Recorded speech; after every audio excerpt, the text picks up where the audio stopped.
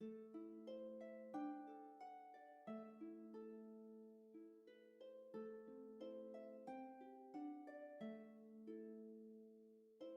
हे guys, S versus dad part 13 में आप सभी का स्वागत है। और सबसे पहले तो सॉरी, क्योंकि मुझे पता है मैं बहुत ज्यादा लेट हूँ, लेकिन कोई बात नहीं, देर आए दुरुस्त आए। और देखो, वीडियो स्टार्ट करने से पहले मैं तुम्हें कुछ बताना चाहता हूँ, और हाँ, ये सुन लेना ध्यान से। और देखो, अगर तुमने ये मिस कर दिया तो तुम्हारे लिए बुरा होने वाला है। सो देखो, जैसा कि तुम्हें पता है, आज मेरे कंप्लीट हो चुके हैं 400 के सब्सक्राइबर्स, और आज मैंने अपना फेस रिवील भी कर दिया। अगर तुम्हें फेस रिवील वीडियो देखना है तो मेन चैनल पर जाओ, वहाँ पे ऑलरेडी अपलोड कर दिया, तो जाके देख सकते हो। और सिर्फ इतना ही नहीं, और जब मैंने फेस रिवील कर दिया है तो मैंने एक नया चैनल क्रिएट किया है। अभी नहीं किया है, मतलब बहुत दिन पहले से ही मैं आपसे फेस कैम वीडियो डालता था, लेकिन मैंने किसी को बताया नहीं था। लेकिन आज मैंने फेस रिवील कर दिया तो मैं तुम सबको बता रहा हूँ। तो देखो, जैसे कि आप स्क्रीन पर देख सकते हो, इस चैनल का नाम है क्विज टू मास्टर, और इस पे हम 2 यूट्यूबर मिलकर शॉर्ट वीडियो बनाते हैं। और देखो, ये कोई नॉर्मल वीडियो बिल्कुल नहीं है, ये है पोकेमोन का क्विज टाइप वीडियो। और तुम खुद जाओ, एक वीडियो देखो, और मुझे उम्मीद है तुम्हें वीडियो बहुत ज्यादा पसंद आने वाला है। और हाँ, मैं तुमसे रिक्वेस्ट कर रहा हूँ, फटाफट जाओ इस चैनल को सब्सक्राइब कर लो, क्योंकि ऑफ कोर्स यार वहाँ पर बहुत ज़्यादा मेहनत लगती है, लेकिन वहाँ पे मेहनत के हिसाब से सपोर्ट नहीं मिला, इसलिए प्लीज़ आप लोग जाओ, सपोर्ट करो। और सरप्राइज तो ये है, अगर उस चैनल पे आप सबने कमेंट करवा दिया 5 के सब्सक्राइबर, तो जो नेक्स्ट पार्ट आने वाला है, यानी कि पार्ट 14, मैं उसे 30 मिनट प्लस का बना दूंगा, मतलब समझ रहे हो, आधे घंटे का एक पार्ट। तो हाँ, इसलिए मैं कह रहा हूँ, जाओ फटाफट सब्सक्राइब करो और शेयर करो फ्रेंड के साथ, और जाके वीडियो भी देखो, और वीडियो कैसी लग रही है कमेंट करके बताना। हाँ, मुझे पता है रिएक्शन ज़्यादा अच्छा नहीं है, लेकिन मैं प्रॉमिस करता हूँ कुछ दिन बाद ये भी ठीक हो जाएगा। और देखो, उसी चैनल की लिंक आपको कमेंट बॉक्स में या डिस्क्रिप्शन बॉक्स में मिल जाएगी, तो जाओ फटाफट सब्सक्राइब करो। तो हाँ, बस इतना ही बोलना था। अगर तुम यहाँ तक सुन रहे हो तो यार थैंक यू तुम्हारा। तो चलो वीडियो में आगे बढ़ते हैं। एपिसोड में आगे बढ़ने से पहले हम पिछले एपिसोड का रिकैप देख लेते हैं। तो पिछले एपिसोड की स्टार्टिंग में हमने देखा पोकेमोन मास्टर टूर्नामेंट का फाइनल बैटल स्टार्ट हो चुका था, और ये बैटल था एश वर्सेस रेड के बीच में। और इस बैटल में एश कच ने फाइनली डिफीट कर दिया रेड को, और वो बन गया इस मैच का विनर। लेकिन मैच जीतने के तुरंत बाद ही हम रेड को देखते हैं, जो कि एश के चार्जर और ग्रीन निंजा को चुरा के ले जाता है, जिसकी वजह से एश कच में बहुत ज्यादा पैनिक हो जाता है। तभी एश के डैड एश के पास आते हैं और वो बोलते हैं, ऐसा लगता है वो स्टार्ट हो गया। तो अब आगे एश के डैड जैसी ये बात बोलते हैं, फिर एश कचम बोलता है, डैड क्या स्टार्ट हो गया, यहाँ हो क्या रहा है, डैड मेरे पोकेमोन क्यों ले गया, डैड प्लीज मुझे बताइए यहाँ क्या हो रहा है, डैड मुझे सब कुछ जानना है, सब कुछ। फिर एश के डैड बोलते हैं, एश सब कुछ है तुम्हारा क्या मतलब, तुम कहना क्या चाहते हो। फिर एश चिल्ला के बोलता है, डैड प्लीज डैड मुझे बताइए मैं आखिरकार हूँ कौन। ऐसे इतनी आलतू फालतू बातें कर रहा है, ये देखे टोवायस, रिया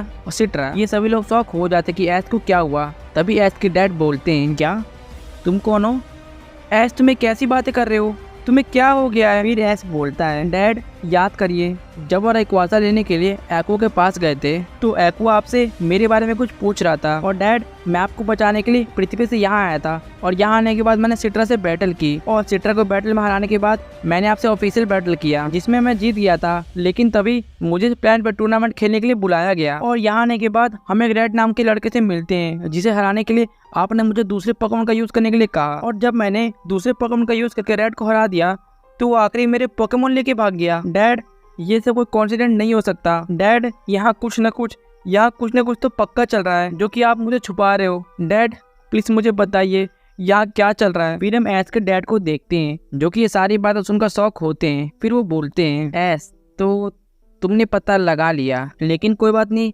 कभी न कभी तो तुम्हें ये बात पता चलनी थी, और ऐसा लगता है वो टाइम आ गया। तो ध्यान से सुनना ऐश, चलो तुम ही बताओ, मैं बचपन में पहले टाउन छोड़ के कहाँ चला गया था, क्योंकि आपको स्ट्रॉन्ग और पोकेमोन मास्टर बनाता, इसलिए डैड। फिर ऐश के डैड बोलते हैं, ऐश तुम बिल्कुल गलत हो, ऐसी कोई बात नहीं है। ऐश तो ध्यान से सुनो, हमारे फैमिली के ब्लड में एक ऐसी पावर है जिसकी मदद से हम एक ऐसे पोकेमोन को समन कर सकते हैं जो कि बहुत ज़्यादा पावरफुल है, और वो इतना ज़्यादा पावरफुल है तुम सोच भी नहीं सकते। वो अकेला पोकेमोन आधी पृथ्वी को खत्म कर सकता है, लेकिन हमारी फैमिली में इस पोकेमोन को सिर्फ एक ही बार समन किया गया है, और वो किया है तुम्हारे दादाजी ने, यानी कि मेरे फादर ने। आज से करीब 100 साल पहले दूसरी यूनिवर्स के लोगों ने हमारे यूनिवर्स पर हमला कर दिया था, और इस वॉर में हमारे यूनिवर्स के सभी पोकेमोन मास्टर ने हिस्सा लिया था, लेकिन उनमें से सबसे शक्तिशाली मास्टर थे तुम्हारे दादाजी, और उसी बैटल में तुम्हारे दादाजी ने उसी पोकेमोन को समन किया था, जिसकी वजह से ये बैटल ड्रॉ हो पाया। और उस बैटल में अगर तुम्हारे दादाजी उस पोकेमोन को समन नहीं करते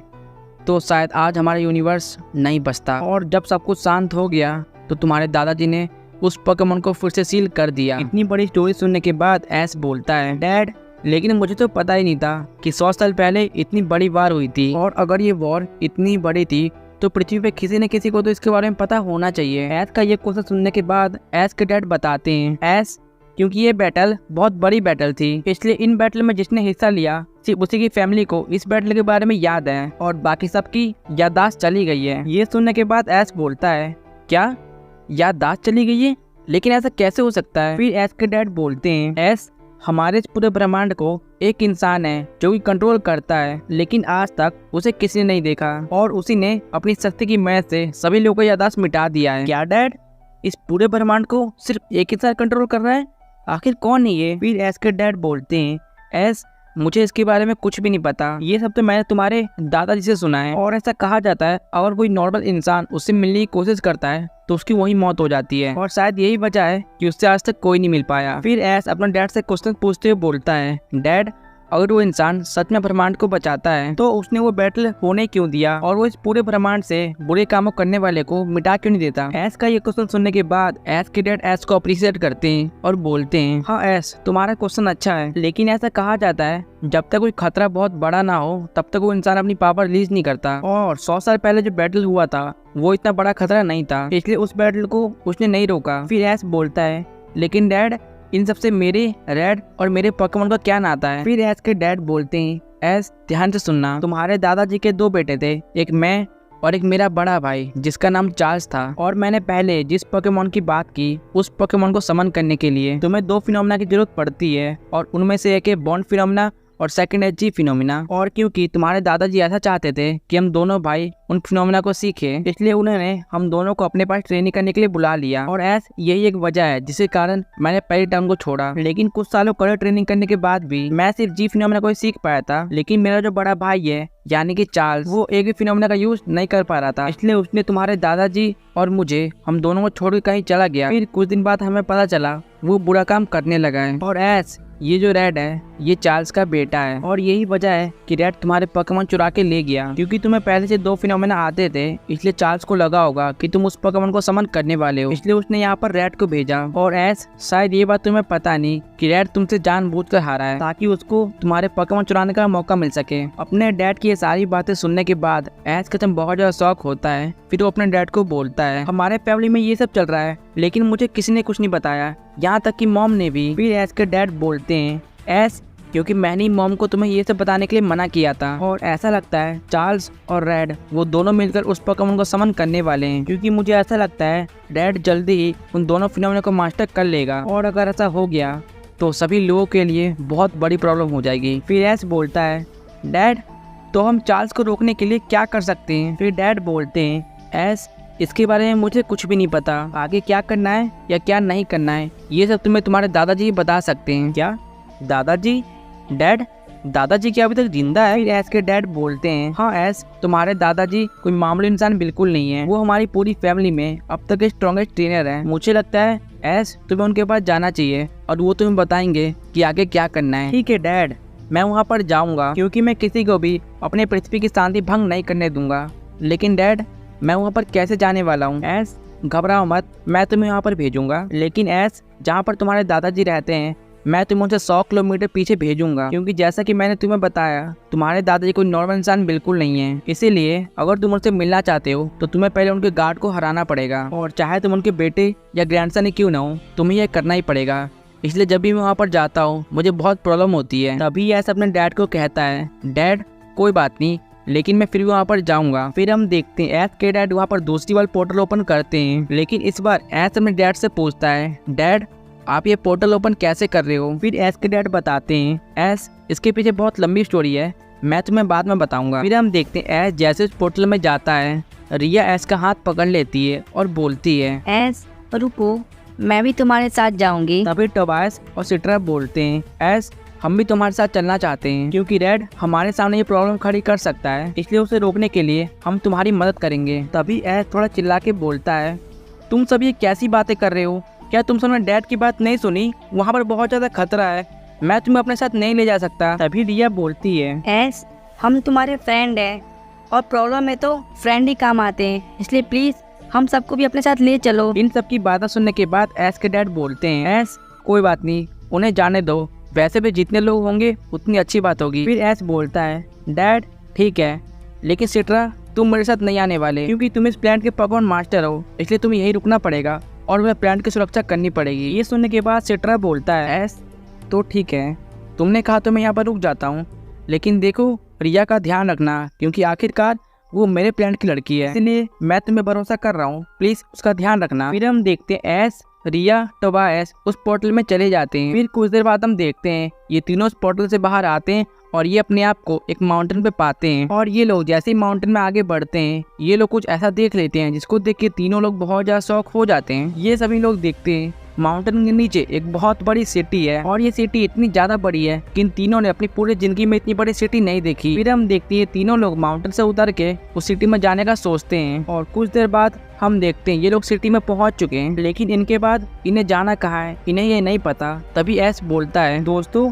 हम यहाँ पहुँच तो गए, लेकिन अब हम आगे कहाँ जाने वाले हैं। मुझे डैड ने सिर्फ मेरे दादाजी का नाम बताया और इसके अलावा उन्होंने कुछ नहीं बोला। चलो कोई नहीं, हम बस सिटी में आगे बढ़ते हैं। फिर हम देखते हैं कुछ देर तक ये तीनों सिटी में आगे बढ़ते हैं, लेकिन एकदम से उनके सामने बहुत बड़ा धमाका होता है, और धमाके की आवाज़ सुनकर ये तीनों वहाँ पर पहुँच जाते हैं। और ये सभी लोग जैसे यहाँ पहुँचते हैं, वो देखते एक लड़की और एक लड़का पॉपकॉर्न बैटल कर रहे हैं, और इस बैटल में जो लड़की होती है उसने इस लड़के को बहुत ही इजीली हरा दिया। फिर हम उसी लड़की को देखते हैं जो कि इस लड़के को कहती है, तुम कैसे ट्रेनर हो, तुम अपने आप को एक पोकेमॉन ट्रेनर कहते हो, तुम एक ट्रेनर के नाम पे धब्बा हो, मेरे सामने से चले जाओ, इसके बाद कभी दिखाई भी मत देना। मैं Erza Scarlet great Pokemon master series की एक स्टूडेंट यहाँ पर सभी को चैलेंज देती हूँ, क्या यहाँ पर कोई ऐसा है जो कि मुझे हरा सके। जब जैसे सीरीज का नाम सुनता है उसे याद आता है कि उसके डैड ने उसके दादाजी का नाम सीरीज बताया था। इससे ऐश कदम समझ जाता है ये जो लड़की है मेरे दादाजी की बात कर रही है। फिर ऐश कदम अपने मन में सोचता है, अगर मैंने इसको हरा दिया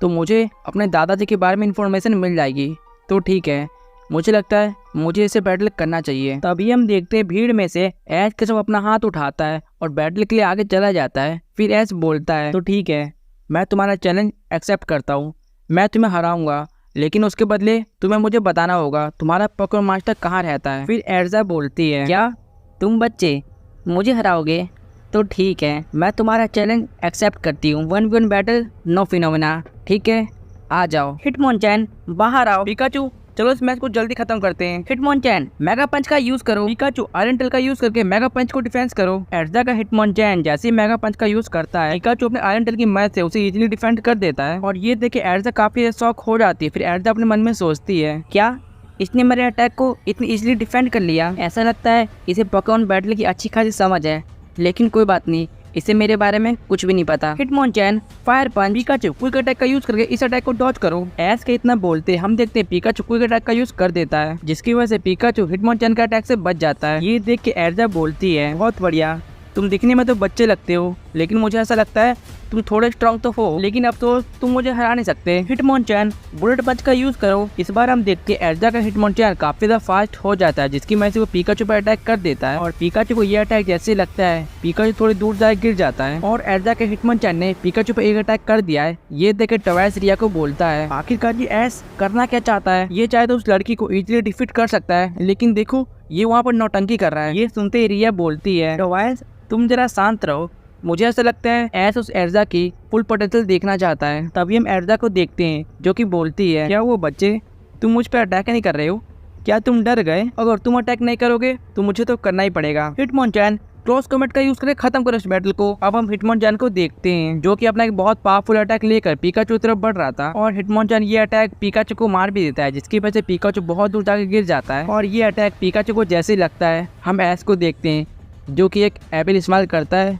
और अपने मन में सोचता है, वाह दादाजी वाह, आपके स्टूडेंट तो बहुत ज़्यादा पावरफुल हैं, इसी से मैं पता लगा सकता हूँ आप कितने ज़्यादा पावरफुल हो, लेकिन अफसोस मुझे इस बैटल को ख़त्म करना पड़ेगा क्योंकि मुझे आपसे बहुत जल्दी मिलना है। तभी ऐश एर्जा को बोलता है, एर्जा स्कारलेट क्या हिटमोनचैन तुम्हारा स्ट्रॉन्गेस्ट पोकेमॉन है। तभी उधर से एर्जा थोड़ा कंफ्यूज होकर बोलती है, क्या तुम्हें क्या बोल रहे हो, तुम आखिरकार कहना क्या चाहते हो। फिर ऐश बोलता है, वेल अगर ये तुम्हारा स्ट्रॉन्गेस्ट पोकेमॉन नहीं है तो ये अब हारने वाला है। ऐश की ऐसी बातें सुनते ही एर्जा को हम देखते हैं जो कि एक स्माइल करती है और बोलती है, क्या तुमने भी क्या कहा, तुम मुझे हराने वाले हो, इम्पॉसिबल, ऐसा नहीं हो सकता। तभी एस कैचम बोलता है तो ठीक है, मैं तुम्हें प्रूफ देता हूँ।